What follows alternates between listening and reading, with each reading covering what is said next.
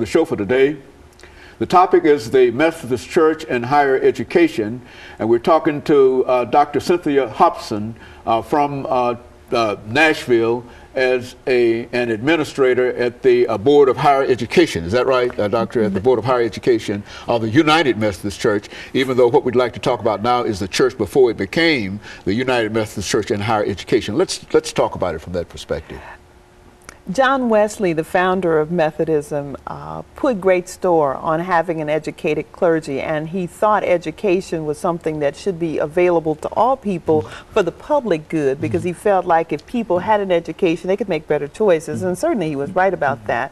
And so the Methodist Church from its very beginning has been involved in higher education and trying to empower people to make their own choices and do the right thing as far as making a living and getting a good education. So the General Board of Higher Education and Ministry of the United Methodist Church is just that brick and mortar place that kind of helps institutions. We have 122 schools, colleges, and universities that are all across the country, and we have some that are related to us around the world. So we'll be having a joint conference of the National Association of Schools, Colleges, and Universities, plus the International Association later on this year. So we're excited about what the Methodist Church does around the world to make people's lives better through empowering them with higher education.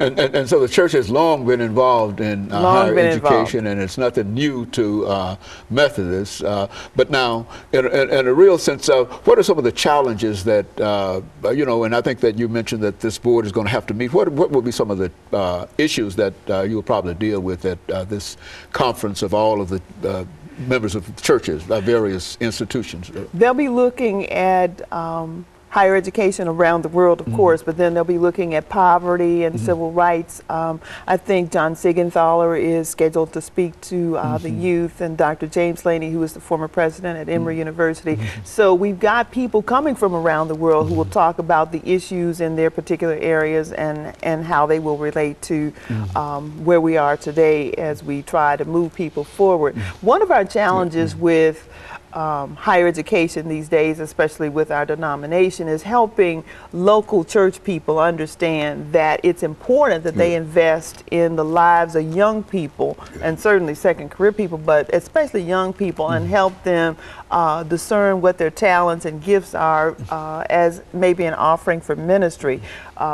Because like I said, John Wesley put great store on having an educated clergy, and we do try to support people who are going into the ministry and helping people find what it is they're called to do, because it's easy for folk to do what they've been called to do when they have been empowered and supported all along the way. So that's where we are with that. And so you're following on a long tradition of higher education in the church. It was nothing. Absolutely. This even started long before the end of slavery in terms of the Methodist Church itself. They were involved in it, and now and so what are some of the things that you believe would help to enhance the higher education within the church itself?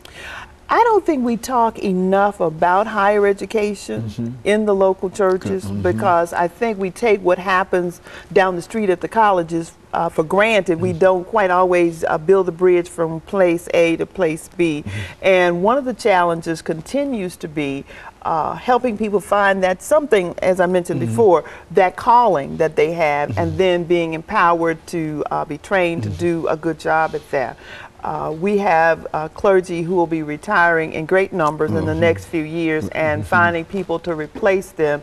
We've had challenges finding young people under 35 to go into ministry. And of course, as they start to do their education, those high debt loads are a real problem for people. And so sometimes they don't see ministry as an opportunity because they have to go and earn a living because they've got to pay their student loans. And that's a real problem. And so it's a real issue. And I think, see, when I was associated as a practice preacher in a real sense, and a learning preacher for 7 years on the circuit down in Lincoln County. One of the real problems that we had at that particular time was making sure that pastors were adequately compensated. Is that still one of the challenges that they have in the United Methodist Church? Yes, it is. Dealing with pastors. Speak to that. Well, you have a lot of pastors, and you hear about the mega churches where the preachers make lots and lots of money, but the average preacher does not get rich in the ministry.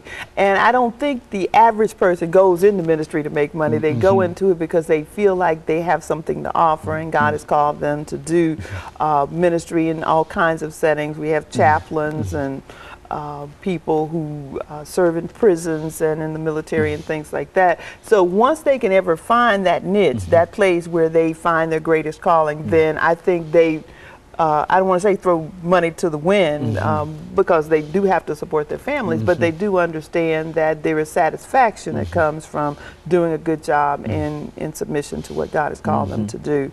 But most salaries are not nearly as good, because if the average person goes into seminary and spends 3 years, and it takes 3 years to complete a seminary degree, they're not going to make the kind of money that a student who goes to med school or goes to law school or any other kind of professional school, they're not going to make that kind of money for a long, long time. And so it's something that people have to think about, I guess, if they're concerned about their debt load and things like that, and they can't afford not to be today, especially with the economy being the way it is. I know the church has special efforts that they try to increase the salaries of ministers, and not only increase the salaries of ministers, but also to provide scholarships and whatnot, so that they might be able to perhaps attend an institution of higher education to get an advanced degree. Do you find that to be adequately supported in terms of the church itself?